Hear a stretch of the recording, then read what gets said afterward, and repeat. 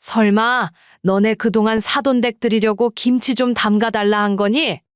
생각해보니 그동안 우리 집 와서 같이 식사할 때 너네 김치를 잘 안 먹었어. 근데 이상하게 자꾸 달라고 하더라. 순간 작은 며느리 지수의 얼굴이 굳었습니다. 어머님, 그게 뭐가 잘못됐나요? 저희 엄마가 김치가 필요하시다길래 드린 건데. 뭐가 잘못됐냐고? 3년 동안 내가 먹는다며 달라고 해놓고 너네는 먹지도 않고 그걸 다 다른데 보낸 게 잘못이지? 그리고 그것도 어쩌다 한두 번이지 매번 꼬박꼬박 받아갔잖니? 내가 사돈댁에 김치 만들고 반찬 만들어다 주는 사람이니? 제가 먹던지 저희 엄마가 먹던지 그게 대체 무슨 상관인데요? 그게 그거 아닌가요? 어차피 저희한테 주신 순간에는 저희 거니까 저희 마음이죠. 너무 과민 반응하시는 거 아니에요? 5년 동안 명절에도 안 오고 집 한 번 초대 안 하고 내가 필요할 때만 연락하더니 뭐 과민.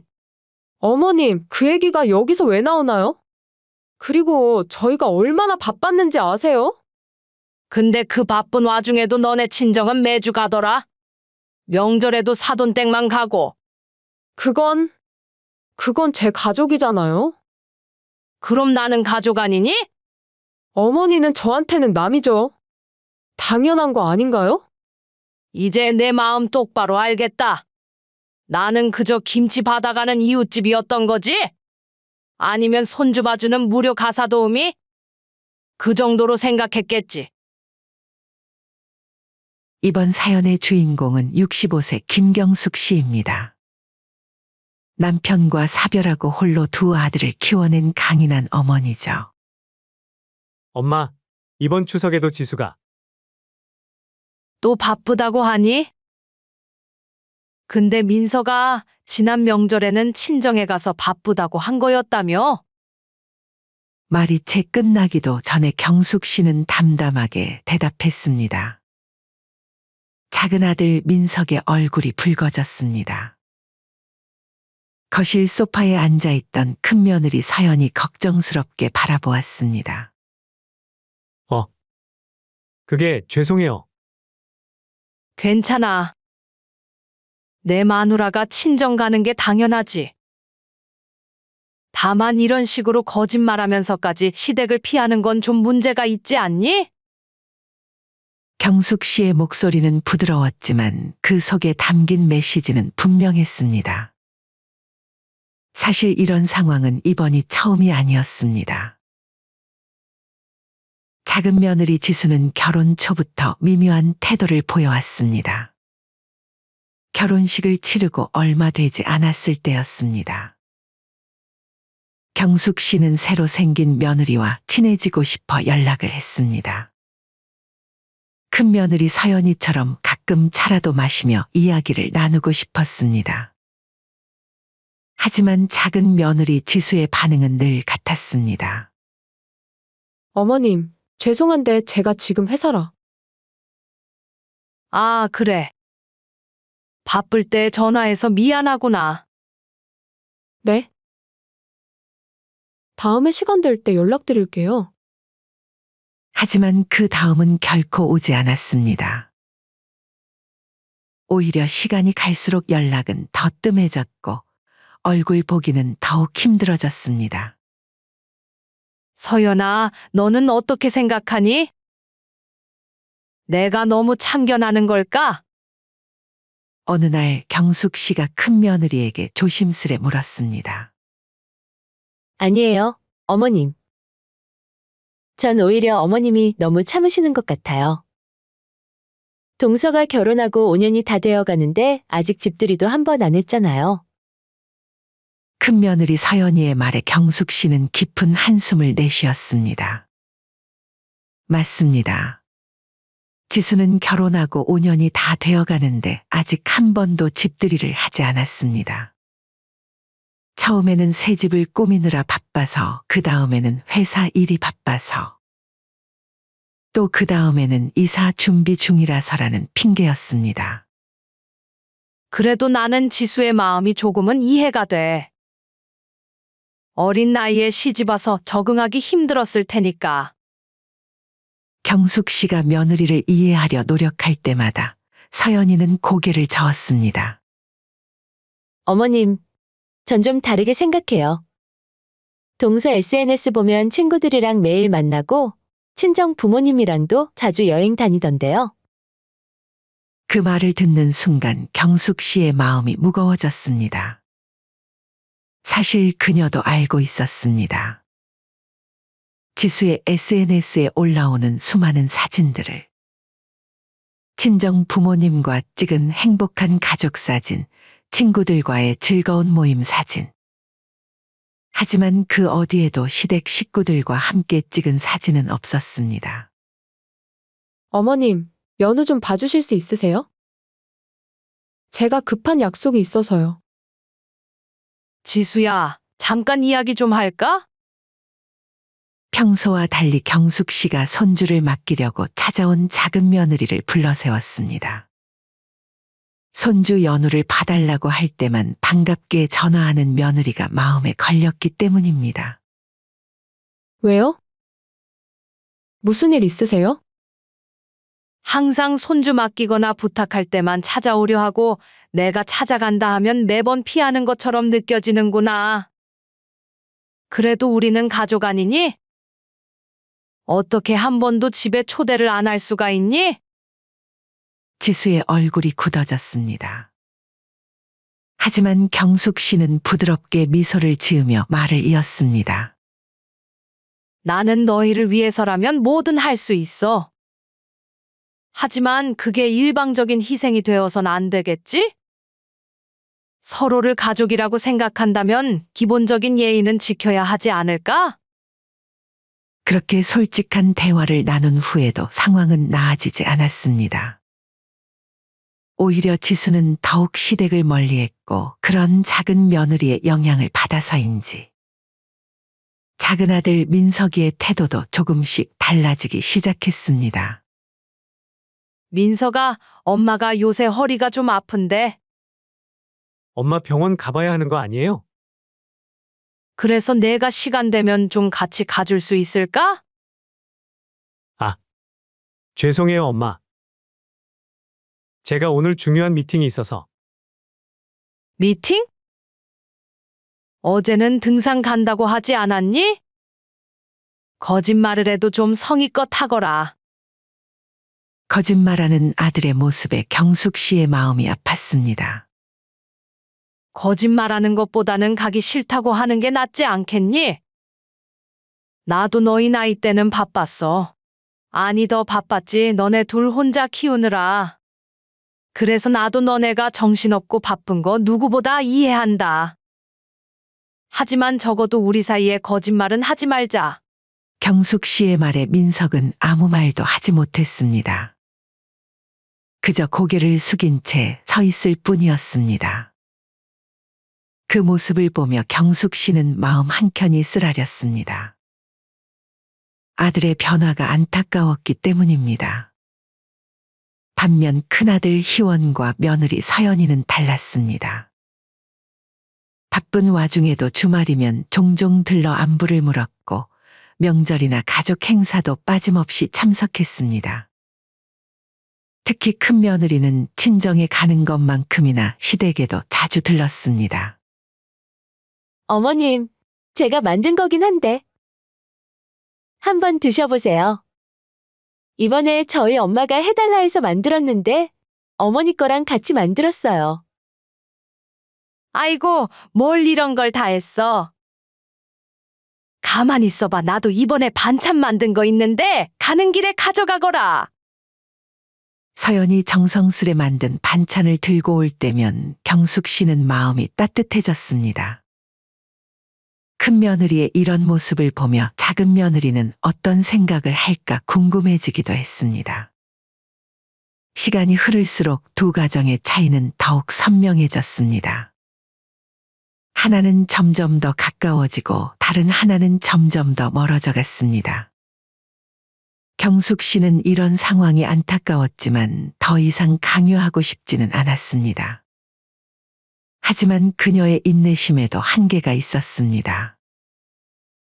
그리고 그 한계를 시험하게 될 결정적인 사건이 곧 일어나게 됩니다. 그 사건은 경숙 씨의 마음을 완전히 돌아서게 만들었고 결국 돌이킬 수 없는 선택을 하게 만들었습니다. 그러던 어느 날 어머님, 김치 떨어졌는데? 또 담가주실 수 있으세요? 일주일 전 작은 며느리의 전화를 받았을 때도 경숙 씨는 한숨이 나왔습니다. 3년 전부터 시작된 일이었죠. 음식하기 너무 귀찮아서 그러는데? 어머님이 반찬 좀 해주시면 안 될까요? 처음 그런 부탁을 받았을 때는 며느리가 직장 생활 하느라 바빠서 그런가 보다 했습니다. 하지만 그게 3년째 이어지고 있었죠. 김치는 물론이고 각종 밑반찬까지 마치 정기 배송이라도 하듯 받아가기만 했습니다. 큰 며느리 서연이 이런 상황을 눈치챈 것은 작년 추석 때였습니다. 어머님, 반찬 또 챙겨주시는 거예요? 그러게나 말이다. 직장 생활 하느라 바쁘다고 하니까. 한 번은 그렇게 제안도 해봤지만 돌아온 대답은 차가웠습니다. 지수야, 이번에는 내가 와서 같이 담그는 게 어떨까? 어머님, 제가 언제 그럴 시간이 있겠어요? 그냥 해주시면 안 돼요? 그래도 경숙 씨는 참았습니다.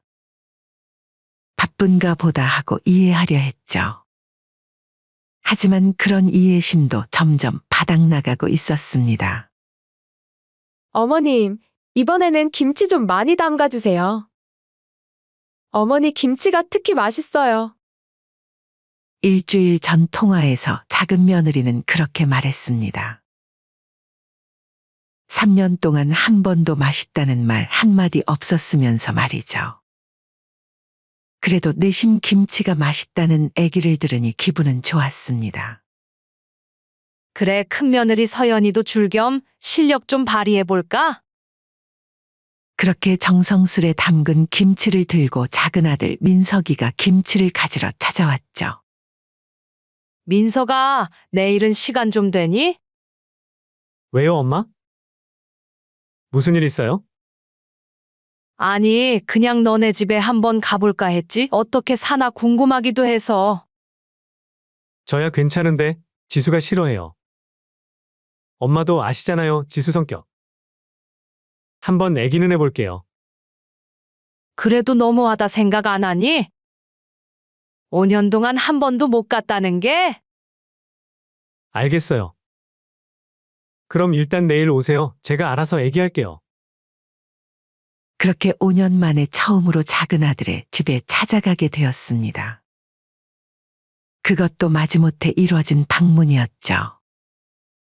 하지만 작은 아들 집에서 곧 충격적인 일을 겪게 되었죠.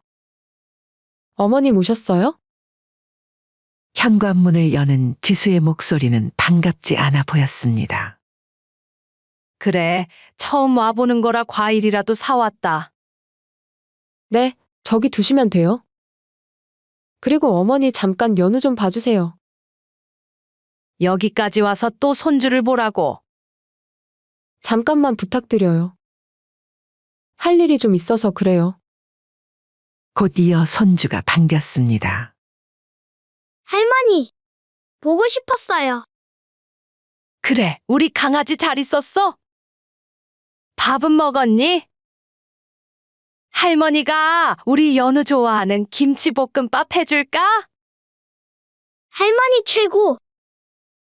저는요, 엄마가 해준 밥보다 할머니가 해준 밥이 훨씬 맛있어요.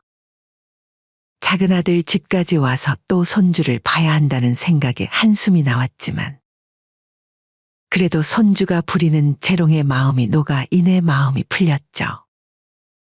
알겠어, 금방 해줄게. 그렇게 배고프다는 손주에게 음식을 해주러 주방에 들어갔습니다. 그런데 이상했습니다. 분명 어제 주었던 김치가 아무리 찾아도 없는 거였죠. 며느라, 어제 내가 준 김치 다 어디 갔니? 그때 손주가 끼어들었죠. 그거 외할머니가 다 가져가셨어요. 엄마가 줬어요. 연우의 천진난만한 대답에 경숙 씨의 심장이 철렁 내려앉았습니다. 경숙 씨가 냉장고 문을 다시 열었습니다. 비어있는 김치통이 가지런히 정리되어 있었습니다. 설마 너네 그동안 사돈댁 드리려고 김치 좀 담가달라 한 거니? 어머님, 제가 설명드릴게요. 작은 며느리 지수가 말을 꺼내려 했지만 경숙 씨가 손을 들어 제지했습니다. 생각해보니 그동안 우리 집 와서 같이 식사할 때 너네 김치를 잘 안 먹었어. 근데 이상하게 자꾸 달라고 하더라. 어머님, 그게 제 말 좀 들어보세요. 뭔가 이상하다 했어. 순간 지수의 얼굴이 굳었습니다. 그러더니 갑자기 목소리를 높였습니다. 어머님, 그게 뭐가 잘못됐나요? 저희 엄마가 김치가 필요하시다길래 드린 건데, 경숙 씨는 놀라움을 감출 수 없었습니다. 이렇게 당당할 수가 있다니. 뭐가 잘못됐냐고? 3년 동안 내가 먹는다며 달라고 해놓고 너네는 먹지도 않고 그걸 다 다른데 보낸 게 잘못이지? 어머님도 너무하세요. 시어머님이 담가주신 김치 맛있다고. 제 친정엄마한테 자랑하고 싶었던 건데, 그게 그렇게 큰 잘못인가요? 작은 며느리 지수의 목소리가 점점 커졌습니다. 오히려 자신이 피해자인 것처럼 굴었죠. 그것도 어쩌다 한두 번이지 매번 꼬박꼬박 받아갔잖니? 내가 김치 만들고 반찬 만들어다 주는 사람이니? 제가 먹던지 저희 엄마가 먹던지 그게 대체 무슨 상관인데요? 그게 그거 아닌가요? 어차피 저희한테 주신 순간에는 저희 거니까 저희 마음이죠. 변명도 정말 가지가지구나. 옆에 있던 민석이 끼어들었습니다. 엄마, 너무 열내지 마세요. 다음부터는. 다음? 다음은 무슨 다음이니? 이제 김치고 반찬이고 뭐고 다 끝이야. 어머님, 왜 이러세요? 저희가 잘못한 것도 있지만 어머님도 너무 과민 반응하시는 거 아니에요? 작은 며느리 지수가 또다시 적반하장으로 나왔습니다. 과민 반응? 그래, 내 말대로 내가 과민 반응하는 걸 수도 있지? 5년 동안 명절에도 안 오고 집 한 번 초대 안 하고 내가 필요할 때만 연락하더니 이제는 내 정성을 이렇게 헌신짝처럼 내던지는데도 과민 반응이라고. 어머님, 그 얘기가 여기서 왜 나오나요? 그리고 저희가 얼마나 바빴는지 아세요? 근데 그 바쁜 와중에도 너네 친정은 매주 가더라. 명절에도 사돈댁만 가고. 그게 다 바빠서 그런 거야? 작은 며느리의 얼굴이 붉어졌습니다. 그건 제 가족이잖아요. 그럼 나는 가족 아니니? 어머니는 저한테는 남이죠. 당연한 거 아닌가요? 순간 방 안의 공기가 얼어붙었습니다. 작은 며느리 지수의 말은 마치 날카로운 칼날처럼 경숙 씨의 가슴을 파고들었습니다. 아, 그렇구나. 우리는 가족이 아니었구나. 그동안 내가 착각했네. 경숙 씨의 목소리가 떨렸습니다. 이제 알겠다.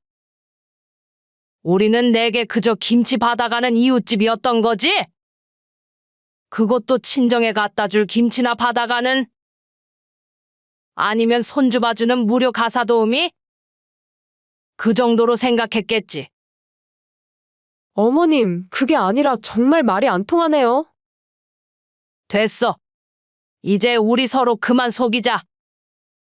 너희한테 우리가 어떤 존재인지 이제 잘 알았으니까. 그리고 민서가 너도 잘 들어. 이제 우리 서로 남처럼 지내자. 내 마누라가 원하는 대로. 그렇게 말하고 일어서는 경숙 씨의 눈가에 눈물이 맺혔습니다. 그동안 쌓아온 정성이 모두 허상이었다는 걸 깨달은 순간이었습니다. 집으로 돌아오는 길, 경숙 씨는 단단히 마음을 먹었습니다. 더 이상 가족이라는 이름으로 일방적인 희생을 하지 않기로요. 이제는 정말로 선을 그어야 할 때가 온 것 같았습니다. 그래, 가족이 아니고 남이라 생각한다면 그렇게 대해주지. 그날 이후 경숙 씨의 말은 현실이 되었습니다. 작은 아들 부부와는 거리를 두기 시작한 거죠. 더 이상의 김치도 반찬도 없었습니다. 작은 아들 부부가 연락을 해도 시큰둥하게 응대했고 급한 일이 아니면 전화도 받지 않았죠. 어머님, 반찬 좀 부탁드려도 될까요? 그런 건 가족한테 부탁해야지. 더 이상의 설명도 변명도 없었습니다. 담담하게 한마디로 끝냈을 뿐이었죠. 그렇게 말하고 전화를 끊는 순간 경숙 씨의 입가에 미소가 번졌습니다. 더 이상 참을 필요도 억지로 웃을 필요도 없다는 생각에 오히려 마음이 가벼워졌습니다. 엄마, 이번 주말에 연우 좀 봐주실 수 있어요? 저희가 좀 바빠서요. 나도 요즘 얼마나 바쁜지 모르겠다. 경숙 씨의 차가운 말투에 민석은 말을 잇지 못했습니다. 전화기 너머로 작은 며느리의 한숨 소리가 들렸지만 경숙 씨는 신경 쓰지 않았습니다. 반면 큰 며느리 서연은 더욱 자주 찾아왔습니다. 퇴근길에 들러 반찬을 챙겨가고 주말이면 아이들과 함께 와서 시간을 보냈죠. 어머님, 이번 주말에 저희 집에서 식사하시면 어떠세요? 아버님 기일도 얼마 안 남으셨잖아요. 그런 큰 며느리가 있어 위안을 받았습니다. 누군가는 자신을 진심으로 가족이라 생각해준다는 게 참 감사했죠. 그러던 어느 날 변호사와 약속이 잡혔습니다. 사실 경숙 씨에게는 생전 남편이 남겨둔 조그만 빌딩이 있었는데 오랫동안 재산을 물려줄 생각을 하고 있었죠. 어머님, 재산 정리 말씀하셨죠? 을지로 빌딩 거는 어떻게 진행할까요? 경숙 씨는 빙그레 웃었습니다. 이미 마음의 결정은 서 있었으니까요. 큰아들 앞으로 다 올려주세요. 네. 작은 아드님은요? 괜찮습니다. 알아서 하겠죠. 변호사는 잠시 당황한 듯 했지만 곧 서류 작업을 시작했습니다. 제가 괜한 오지랖을 부렸네요. 바로 진행시켜 드릴게요. 매달 적지 않은 임대료가 나오는 꼬마 빌딩이었습니다. 그걸 큰아들 한 명에게만 주겠다는 결정이었으니까요. 다음 날 아침 경숙 씨는 일부러 작은 아들에게 전화를 걸었습니다. 민석아, 네, 엄마. 웬일이세요? 오늘 재산 관련해서 같이 가봐야 할 것 같은데 시간 되니? 순간 작은 아들 민석의 목소리가 한껏 들떴습니다. 아, 네. 당연히 시간 됩니다. 제가 지금 당장 달려갈게요. 어머니, 저도 일 끝나자마자 바로 갈게요. 옆에서 듣고 있던 작은 며느리가 전화를 빼서 말했죠. 아들의 목소리에 담긴 기대감이 들렸지만 경숙 씨는 담담했습니다. 오히려 이 순간을 기다려왔다는 듯 마음이 편안했죠. 등기소에 도착하자 이미 큰아들 희원이 와 있었습니다. 변호사도 서류를 들고 기다리고 있었죠. 자, 그럼 시작하시죠. 서류에 도장을 찍으려는 순간 민석의 얼굴이 하얗게 변했습니다. 엄마, 이게 무슨? 변호사님 이거 서류 잘못 뽑힌 것 같은데요? 아니다, 너네 오기 전에 내가 여러 번 검토했어. 그런데 왜 형한테만? 경숙 씨는 천천히 도장을 제자리에 놓았습니다. 왜? 이상한 게 있니? 저도 아들이잖아요. 그 말을 기다렸다는 듯 경숙 씨가 빙그레 웃었습니다. 그래? 난 너가 남이라고 생각했는데 너희 마누라가 그랬잖아. 남이라고? 오늘 이 얘기 해주려고 너네 불렀다. 엄마 1억이에요? 나도 생각해봤어. 내 재산은 내 진짜 가족한테 줘야겠다고. 왜? 이상한가? 민석의 얼굴이 새빨개졌습니다. 그동안 니네는 내가 필요할 때만 찾아왔지? 김치 달라, 반찬 달라, 애 봐달라. 근데 정작 내가 아파서 병원 가자고 하면 바쁘다며? 명절에도 친정만 가고. 저희가 잘못했습니다. 앞으로는 잘할 테니까 일단 좀만 더 생각해 보세요. 앞으로는 뭘 어쩌게? 이제 와서 재산 얘기 나오니까 아들 타령이야? 경숙 씨의 목소리는 차가웠습니다. 난 그냥 너희가 원하는 대로 해준 거야. 남이니까 남처럼 대하는 거지. 왜? 서운해? 그동안 내 마음은 안 서운했을 것 같아? 어머님, 일 끝나고 온 작은 며느리 지수가 헐레벌떡 뛰어들어왔습니다. 방금 무슨 얘기예요? 대체 왜 이러시는 거예요? 저희가 뭘 그렇게 잘못했다고. 경숙 씨는 지수를 물끄러미 바라보더니 웃음을 터뜨렸습니다. 아이고, 며느님께서 여기까지 다 오셨네. 근데 며느님, 제가 왜 이러는지 모르시겠어요? 그동안 며느님이 저를 어떻게 대하셨는지 기억도 안 나세요? 그건 내 김치는 친정 가져다 주면서 시어머니한테는 밥 한 끼 한 번 산 적 없잖아요. 이제 와서 재산 얘기 나오니까 왜 이러시냐 하시고. 너무 앞뒤가 안 맞는 거 아닌가? 사람이 일관성이 있어야지요. 지수의 얼굴이 창백해졌습니다. 어머님, 이렇게 차별하시면 안 돼요. 왜 그렇게 놀라세요, 며느님? 자기 거는 자기 마음대로 할 권리가 있다면서? 그럼 제 재산도 제가 맘대로 할 수 있는 거죠. 제 말뜻은 그게 아니잖아요. 그리고 그깟 김치랑은 차원이 다르잖아요. 그게 아니면 뭐예요? 3년 동안 제 김치는 친정 효도용으로 쓰더니 이제 와서 재산 얘기 나오니까 말을 싹 바꾸네? 아주 대단하십니다. 경숙 씨의 목소리에는 그동안 참아왔던 모든 서운함이 담겨 있었습니다. 이제 그만하죠. 서류 정리도 다 됐으니 전 이만 가볼게요. 아, 그리고 앞으로도 김치랑 반찬은 친정어머님께 부탁하세요.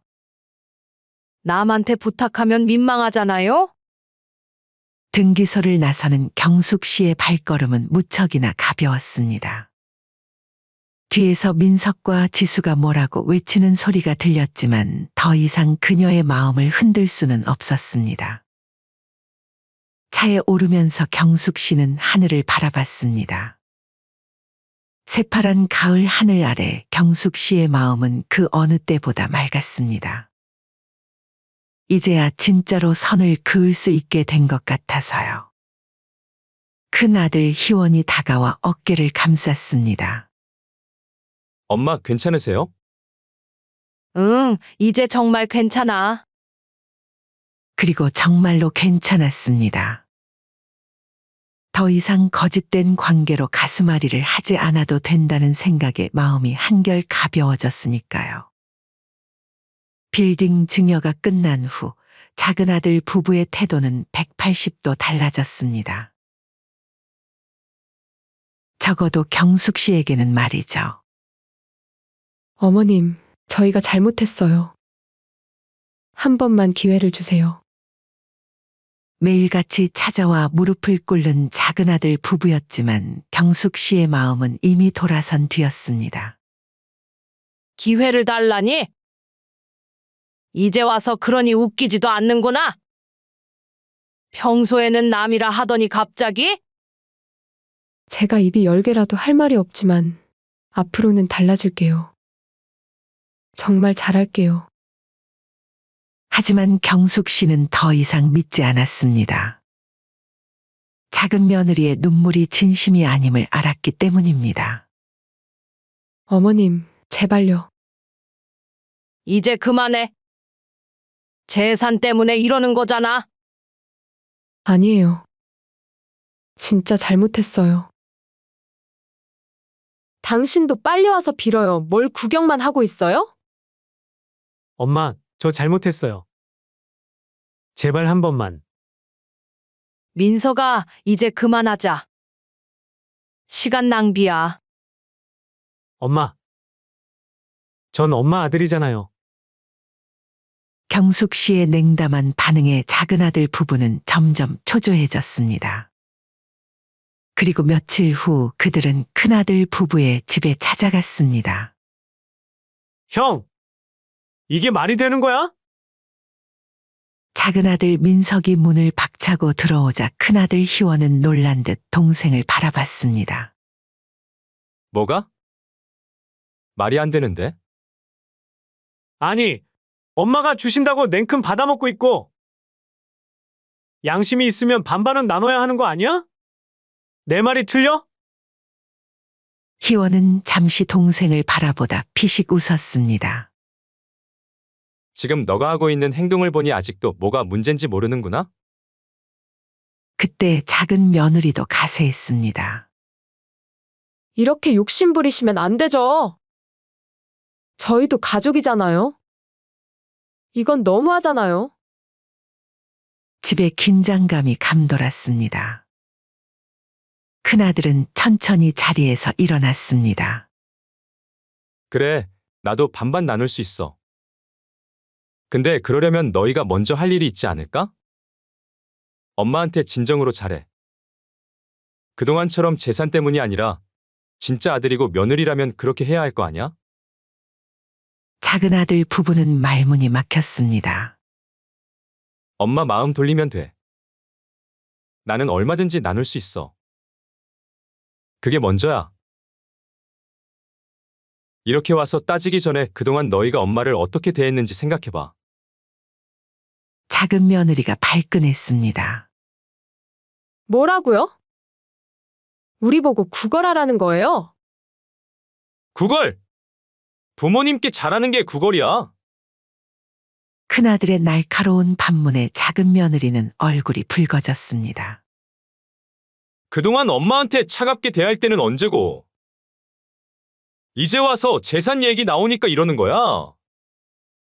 너무 실망스럽다, 민서가. 형! 그래도 엄마한테 애기 좀 잘해줄 수 있잖아? 엄마가 아프다고 했을 때 바쁘다며 안 갔잖아. 명절에도 안 오고. 김치는 친정 가져다 주고. 나도 염치라는 게 있어. 너네들의 행동을 보고 엄마한테 용서해달라는 건 엄마를 힘들게 하는 거야. 나는 그렇게 못한다. 아니, 그렇게 안 할 거야. 작은 아들의 얼굴이 하얗게 변했습니다. 그리고 너희가 원한 대로 됐잖아. 남이 된 거야. 근데 왜 이제 와서 재산은 나누자는 거야? 그때였습니다. 작은 며느리가 갑자기 소리를 질렀습니다. 이거 다 계획한 거죠? 어쩐지 잘해주더라. 그렇게 시어머니 편들더니 결국 재산 다 가로채고. 이게 말이 돼요? 큰아들은 쓴웃음을 지었습니다. 그렇게 생각하고 싶으면 그렇게 생각해요. 그리고 재산만 얘기하지 말고 진정성 있게 엄마한테 잘해봐. 그게 먼저야. 다시 한번 말하지만 엄마가 나누라고 하면 나는 얼마든지 나눌 수 있어. 그 말 진짜지? 무르기 없기야. 당연하지. 난 엄마가 행복하셨으면 좋겠어. 재산보다 그게 더 중요하니까. 작은 아들은 입을 다물었습니다. 형의 말이 맞았기 때문입니다. 그리고 이건 형으로서 안타까운 마음에 말하는 건데, 이번 기회에 그동안 엄마한테 어떻게 했는지 돌아보도록 해. 재산 때문에 이러는 거 보기 좋지 않아. 그 말을 끝으로 작은 아들은 큰아들 집을 나갔습니다. 그날 이후로 작은 아들 부부는 몇 번 경숙 씨에게 찾아오는가 싶더니 그마저도 몇 달을 못 갔죠. 창밖으로 늦가을에 햇살이 따뜻하게 비쳤습니다. 경숙 씨는 생각했습니다. 이제야 정말 편안하다고. 가족은 마음으로 이어지는 것. 그 사실을 이제야 제대로 깨달은 것 같았습니다.